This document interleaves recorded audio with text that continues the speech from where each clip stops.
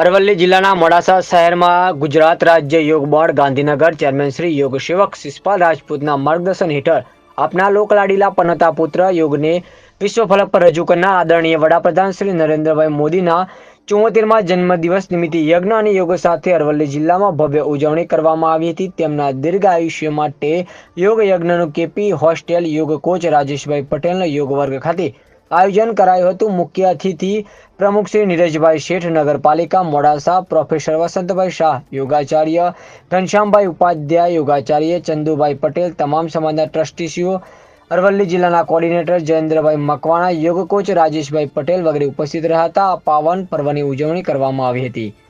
Reporter Kanu Valand, Aravalli Modasa.